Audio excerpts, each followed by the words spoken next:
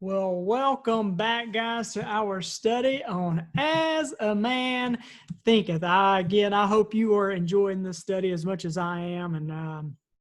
And today we're digging into the longest chapter of the book. I know it feels like we've probably been in the longest chapter because we've taken 3 days to be on thought and character.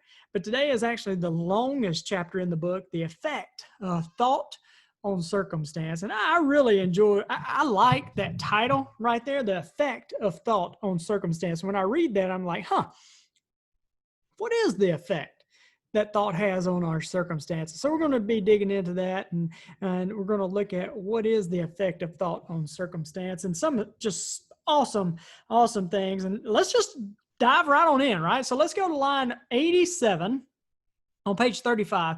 And this is just so good. He says, a man's mind may be likened to a garden, which may be intelligently cultivated or allowed to run wild.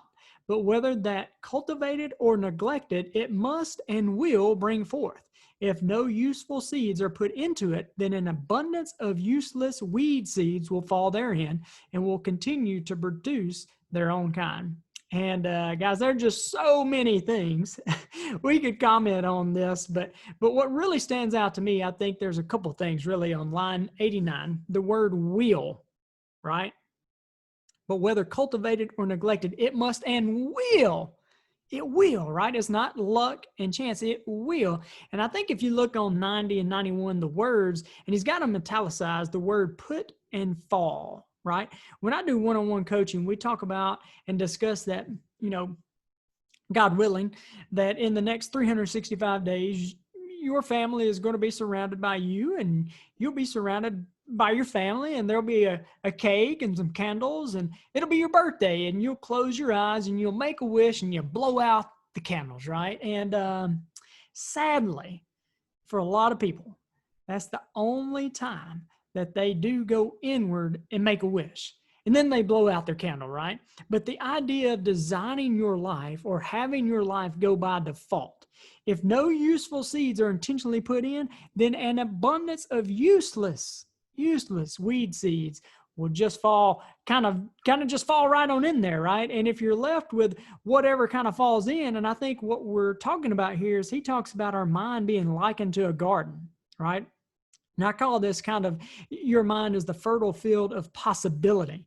And whatever is planted in there will grow, and we've got to take responsibility, right, for that. So later in the book, and in the last chapter on serenity, he'll talk about this idea of taking the helm of thought, right? Taking the helm of thought and being very intentional. But I think for me, it's design or default. And to me, it's, as I read it and think about it, it's interesting how he uses the word abundance there, isn't it? Useful seeds are put into it, then an abundance of useless weed seeds fall therein, he says, if we don't put useful weeds or useful seeds in. Abundance is going to happen by default unless you do something about it, right? And I think that there is, if we think about things that are intentional and specific, they're rarer, right? And then they're more precious, aren't they? And then kind of just abundant of scatteredness, right? And just look at the last couple of words of this paragraph. He says, and will continue to produce their kind. Because in thought and character, we were talking about the plants and the seeds that come from the plants and continue to just grow the same plants. You don't suddenly get sunflowers from tomato plants, right? And the same thing, I think, with beliefs. Beliefs don't give birth to unrelated thoughts. They give birth to thoughts of the same kind of thinking, right? So let's jump right on into this thing a little bit more today and listen to the quote he has right here. Thought and character are one. Thought and character are one. And as character can only manifest and discover itself through environment and circumstances, the outer condition of a person's life will always be found to be harmoniously related to his inner state. So he says a person's life will always be found to be harmoniously related to their inner state. This doesn't mean that a man's circumstances at any given time are an indication of his entire character he talks about, but that those circumstances are so intimately connected with some vital thought element within himself that for the time being, they are indispensable to his development. All right, man, that's some good stuff right there, right? And I think that gives us hope. If we've made a mistake, if we've fallen off course, if we've gone off path, sometimes we make a mistake, right? Or we have a failure, and we think, well, that's it. I done blown it now, right? My whole life, right? We've blown our whole life. It's all over with, right? It's a catastrophe, catastrophic. But the wisdom from those events, doesn't it? I mean, you gain wisdom from that. Good judgment comes from bad decisions and learning from them. And if you hear me say that, isn't that interesting? How it does, though, right? I mean, it really is. Good judgment comes from bad decisions, learning from them. When I think about that, I think about the time we decided to, partner with a friend of ours to open up a gym.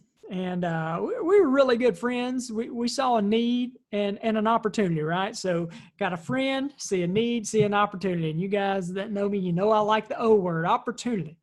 And we moved as fast as we could, right, to get it up and running. And just even recounting this memory kind of gives me bad chills, right? I sat down with his parents and I convinced them of how good this idea was. And I laid it out, right? I laid out this business plan and we moved forward really, really fast. And within just a few months of opening, I was calling him to be released from our agreement and moving out away from the gym, right? It was a disaster. It's what it felt like at the time. But honestly, it ended up being one of the best things that could have ever happened to me because it forced me to really understand business and kind of partnerships better too, to understand having the tough conversations up front before emotions get involved, to understand setting up a business properly with clear expectations from each party up front. And so truly our circumstances can be great teachers for us. And we also create those circumstances, right? And I created that circumstance. I created the circumstance for me to develop a bad partnership. I made every single decision in order for that to happen, right? But if we look at what he says in the book, it's nice that he's given us somewhat of an out, right? He says, this does not mean that a man's circumstance at any given time or an indication of his entire character. So it's just one little bit that we're working on here, right? It doesn't mean you're a complete mess, but there's something here that needs a little bit of work, right? And I think it's also one of the reasons why we ought to look at the 5 areas of our life, right? Because we are more than just our work. We're more than just our relationships or our physical body. You can't separate that. You can't separate them from each other, yeah? And one of the statements made by Jesus where he said, by their fruits you'll know them, because he's saying thought and character are one. Thought and character are one. So the two kind of go together, and his character can only manifest and discover itself through the environment. So it's kind of like you only really know yourself or see aspects of your character when you see the circumstances it's producing. And I guess is what it's saying is by the fruits you're producing, you can know yourself. I mean, they say character is how someone behaves when nobody's looking, right? and patience is something that parents have when people are watching. Yeah, isn't that true? I know for me in my personal growth, as I've grown in my awareness, there's been many opportunities for me to take advantage of people or to cheat or to manipulate things. And especially as I've come to understand the art of persuasion and how the mind works, and I think it's very easy if you're not on top of your character to fall into some junk like that, right? So to me, that's the power of not only taking the time to reflect, but also to be a part of a powerful group of like-minded people, just like our men in the Legacy Builders, right? Where there's other men who have been given permission to use kind of the flashlight into the door of the areas of our lives, in my life, and friends who have permission to speak openly and honestly with me. And if you listen to any of those 5-day countdown calls where we did the 5, 4, 3, 2, 1, right? One of the things I mentioned was who's responsible for any relationship? Think about that. who's responsible for any relationship? It's the person operating at the higher level of awareness. So, I constantly try to be mindful of that I have a responsibility.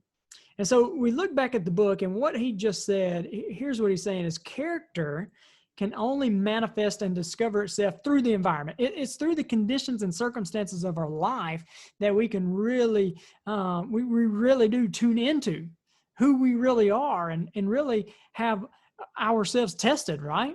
And character can only manifest and discover itself. And I think what I want to add in there, grow or develop itself through circumstance as well, right? Manifest and discover itself.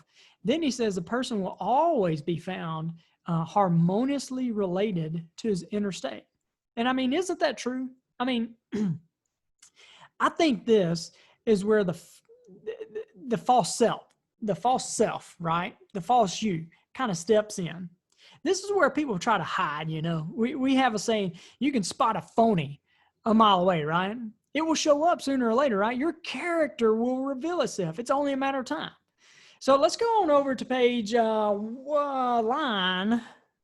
113. Every man is where he is by the law of his being, right? 113. Every man is where he is by the law of his being. The thought which he has built into his character have brought him there. And in the arrangement of his life, there is no element of chance, but always the result of law, which cannot err. This is just as true of those who feel out of harmony with their surroundings as those who are contented with them. And this idea that every man is where he is by the law of his being. No element of chance. There's no element of chance. And there are 7 laws that govern the way we think, behave, and create. Certainly, I think as it relates to this particular line, he's talking about here, really this law of vibration, right? So I just need to say something real quick, guys. Let me get a sip of water before I say this, okay? All right. Let's talk just a second, right? I just feel like I need to say this real quick. There are absolutely laws that govern the way we think, the way we behave, and the way we create, just like there are laws of nature, like the law of gravity. You can say all day you don't believe in the law of gravity, but go up on your roof and step off and see if you believe in the law of gravity then, right? But these laws that we're talking about, some in personal growth world will call them universal laws, right? They can call it whatever, but the way we say it is these are God's laws and the universe obeys. So do not get hung up on this, right? I think many times our brothers and sisters in Christ, they do not learn these things and say like Bobby Boucher's, Mama always says in Waterboy, that's of the devil, But here's the deal. In the beginning was the Word. The Word was with God. The Word was God, and all things were created by the Word. So God created all things, and he created order. Jesus says in the parable of the unjust steward that the men of the world are more crafty than the men of righteousness and light. So we've got all these men and women of the world that are using these principles. And my friends, I think it's important for us to become knowledgeable about the kind of stuff that we're talking about and use it for kingdom causes, guys. Guys and gals, if you end up watching this, we have God's Spirit living within us. Paul said, this spirit is not a spirit of fear or cowardice, but it's a spirit of power, of love, and of sound mind. The God that created the stars, the moons, the galaxies, all that God perfectly positioned the earth on a 23.5 degree tilt on its axis. That God lives inside of you and me. The most intelligent people in the world are on this call right here. They have the Holy Spirit within them. So here we go, the law of vibration, okay? Don't get hung up on this. Don't, if you have issues, you can email me. Sorry to go all passionate there, guys, but the law of vibration, right? There are 7 of them. We're talking about the law of vibration.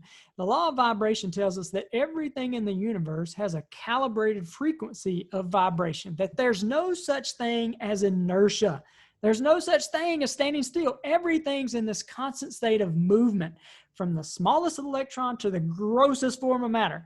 And so our thoughts, my thoughts, your thoughts, they are energy and they have a vibrational frequency. And we broadcast that vibrational frequency out.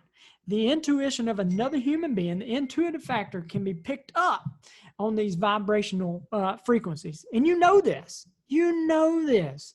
And you're probably saying, how in the world do we know this? You know this. You've probably walked into a room or into a restaurant or a business meeting or a B&I meeting or something like that, and you can pick up on the vibration of just the kind of group, right? Maybe you meet somebody for the first time and you know, intuitively you register their vibration. And maybe it's a negative vibration. You say, you know what? I just don't know. I don't get a good vibe from that person.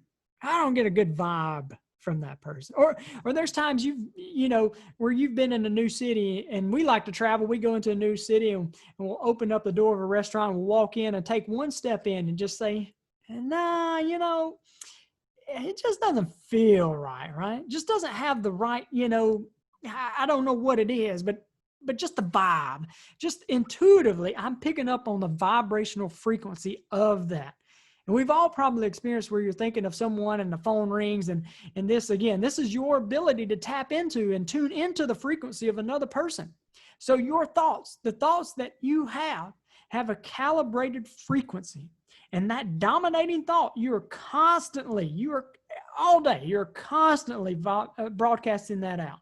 And for every action, there's an equal and opposite reaction. You're causative. My friend, you are causative. So vibrating out this vibration, and again, this is where he's made it so clear so many times in the book up until now, that what's really going on the inside, what you secretly harbor, he says, what you secretly harbor. It's not what you tell people, but the vibrational frequencies that you really hold. I mean, there's times where you ask somebody, hey, how's this going? How's it going, right? And they'll say, everything's good. You know, everything's okay. It's not okay. You know, they'll say, fine. Yeah, fine. And you know it's not fine, right? The dog kind of gets up and leaves the room. The dog knows things aren't fine. And so there's an ability, right, for us to tune into this. And he's saying every man is where he is by the law of his being. Meaning by this law of vibration, you are going to create in accordance to the dominating thoughts that you have, the dominating thinking. And he's saying that thinking is character. He's saying your character and your thought, they are one. That character of who you really are as a human being, not as a human doing, as a human being, that's really what you're going to bring forward. And the thoughts which he has built into his character have brought him where he is in the arrangement of his life. There is no element of chance, but always the result of law, which cannot err, because it's a law. And this is just as true for those who feel out of harmony, where things don't feel fair, right? And this isn't right. Something's not right with the surroundings. And as those who feel contented with them, right? He's talking about, guys, it works both ways, right? It works both ways. You know, typically when we don't like the circumstance, we think this is happening to me. And we do like our circumstances. It's like, oh, look what I did. Genius me, right? Look at me. Look what I've created, right? It works both ways, guys. So let's just keep on trucking here. Let's go down to line 119. And he says, let me grab some water real quick as we're jumping down here.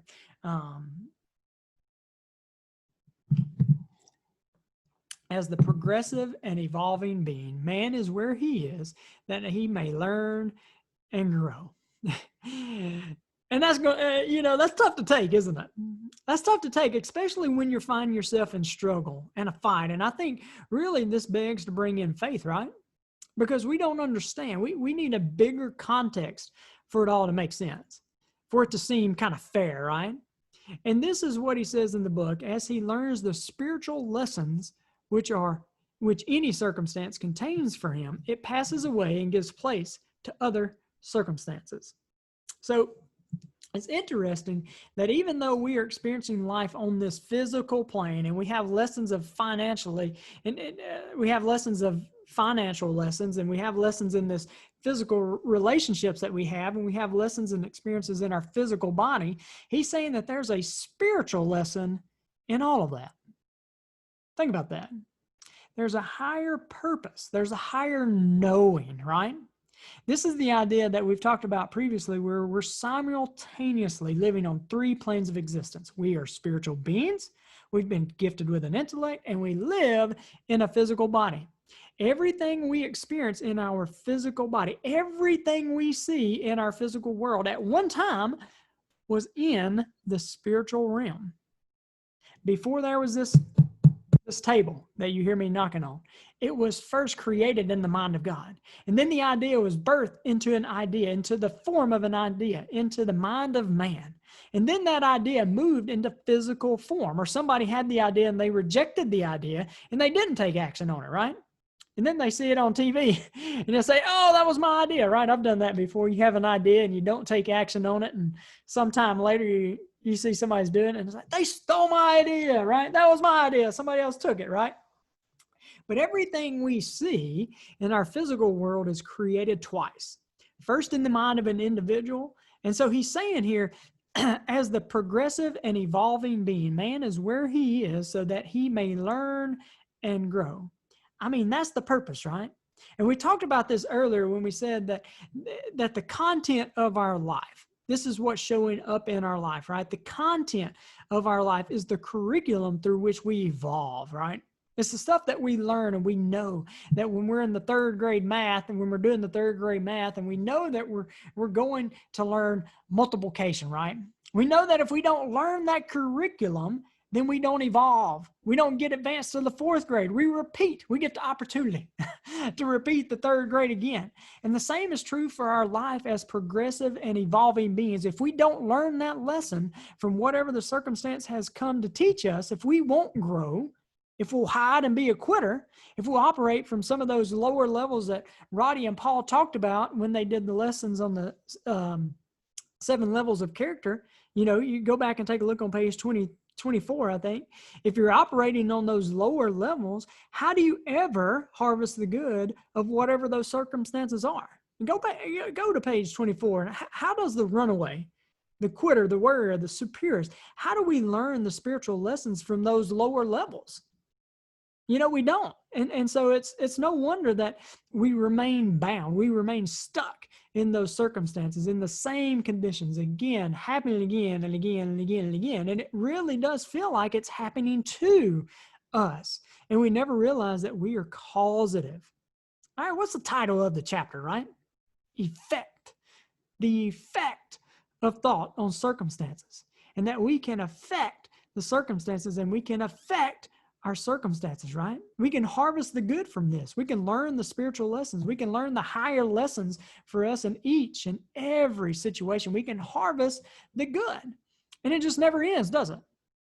You know, as a progressive and evolving, he says, always there's going to be more challenges, and the reward you get for solving a problem, you know, the problem is there's more growth attached to it, right?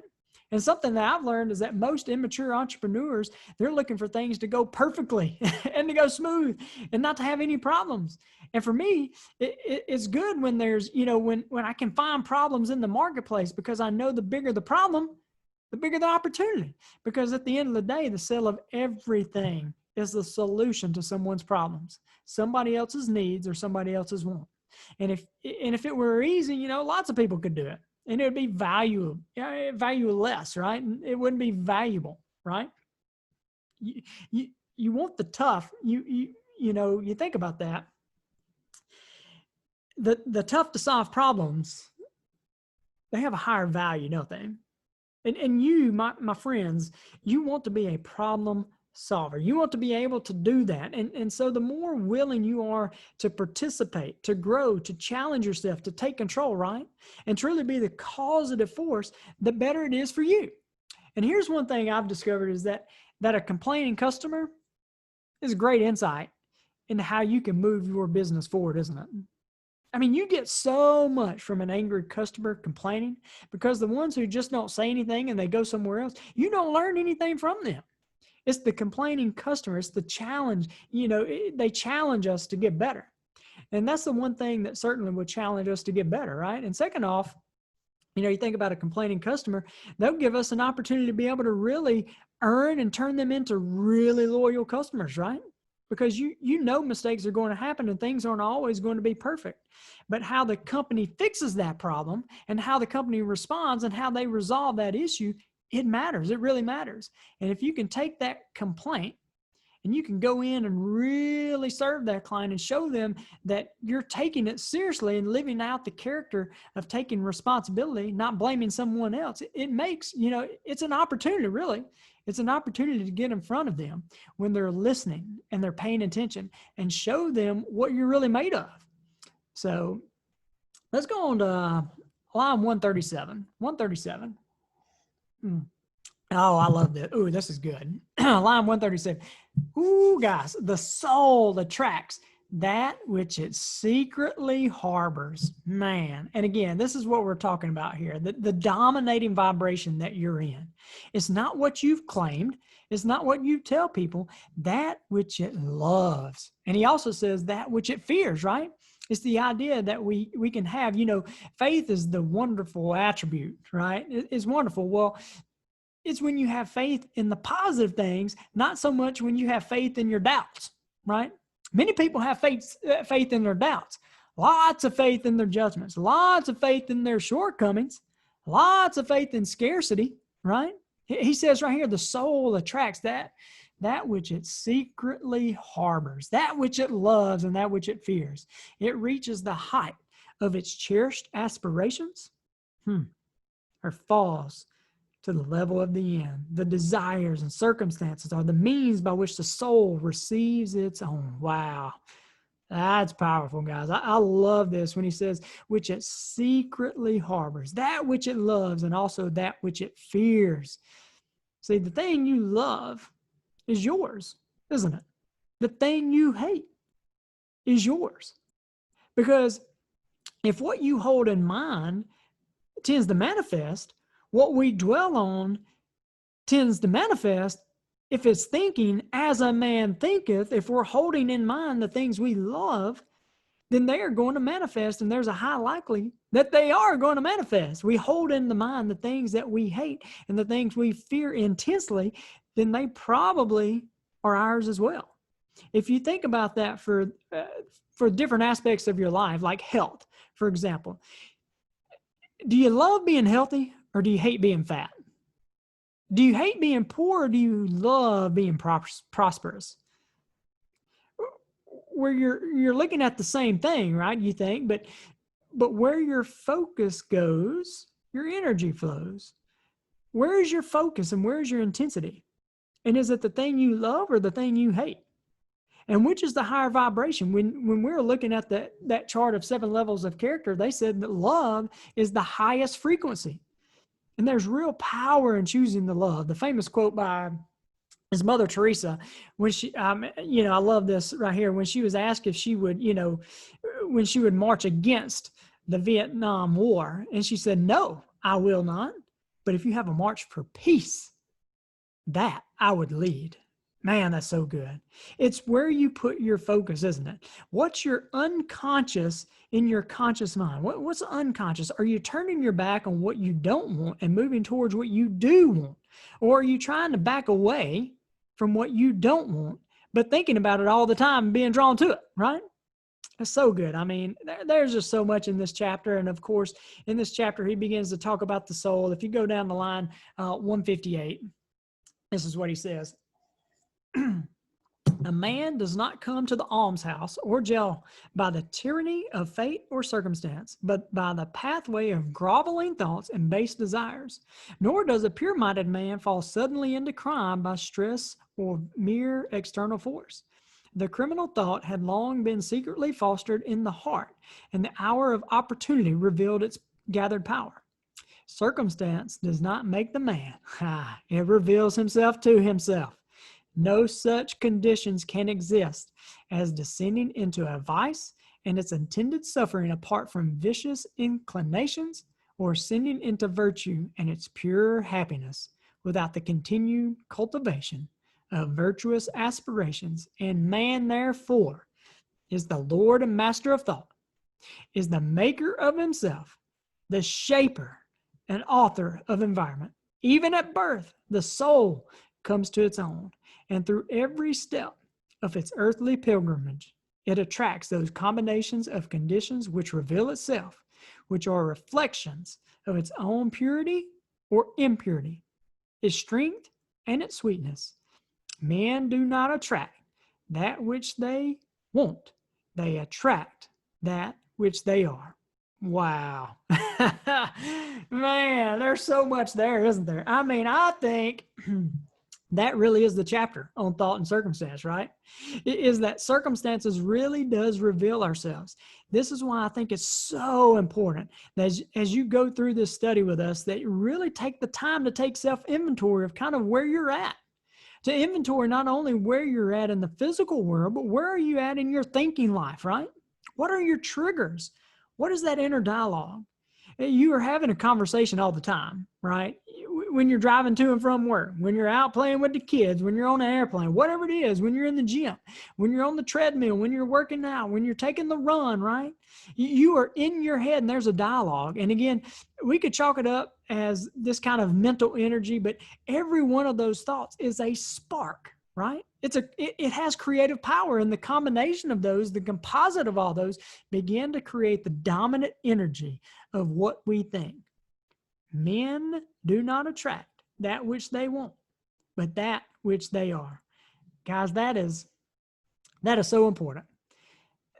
He says, line 178, I think it's 178. Yeah. The divinity that shapes our ends is in ourselves. It is our own very self. And I think if you take those two lines, men do not attract what they want and that which they are, and go back to line 147, the outer world of circumstance shapes itself to the inner world of thought, and both pleasant and unpleasant external conditions are factors which makes for the ultimate good of the individual. As the reaper of his own harvest, man learns for both suffering and bliss, right? And I think that's what changes what we are, which is what we need to change to get to where we want, right? So we need both pleasant and unpleasant circumstances as part of our continued growth. And that comes from our life experience, right? It comes from our circumstances. So it's really, we get to choose our attitude. We get to choose how we're going to see this and what we're going to make from it, right? What we're going to take from it. And I think that's really powerful when you look at line 186. He says, man is continually revolting against an effect without, while all the time he's nourishing and preserving its cause in his heart. That cause may take the form of a conscious vice or an unconscious weakness, but whatever it is, it stubbornly retards the efforts of its possessor and thus calls aloud for a remedy. Men are, this is my all-time favorite quote. Men are anxious to improve their circumstances, but unwilling to improve themselves.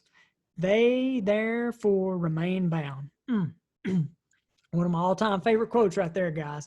And that kind of sums up the book, doesn't it? You know, if you find yourself stuck, if you find yourself bound, and again, I encourage you to kind of look at all these 5 key areas of your life and take inventory. Take the time to go through this book and go through the exercises and the questions that we have on each of these chapters, and give yourself the gift of taking the time to kind of write them out. I think the power of writing out your notes on the chapters, writing out causes thinking, right? It really allows you to focus in and kind of capture where you're at. And the really powerful thing, I think, is, you know, a year from now, when you go back and listen to this study again, because you have access to this, right? And you hear and you watch those in-depth videos again, you read the text and you ask those questions, and then you go to write and you read what you wrote a year ago. I mean, you're amazed. You know, and I think it's important to write out this stuff and reflect back. I think because very often we don't realize, because, you know, growth is so incremental and slow very often, right? And you don't realize how far you've come, do you? Until you stop and kind of look back. It's like we were talking about in thought and character. It's kind of hard to see character, right? Because it's slow moving, but it's happening all the time. In big things and small things, right? Because our environment doesn't register big or small. It doesn't register this idea is a big idea or a small idea. This has a big consequence or a small consequence. In our environment, can't even talk. Speaker who can't speak, right? In our environment, it just is. It's not big or small. So Great chapter, I think. So I think we'll just wrap it up right there. Our next lesson is going to be on the on thought and the effect of health and body. And guys, man, I hope you are enjoying this study. I would love some feedback on this. If you're in our Legacy Builders Men's Mastermind group, type it into our private Facebook group. If you've bought this study, I would love to hear some comments in the study. Guys, I hope y'all have a great day, and God bless.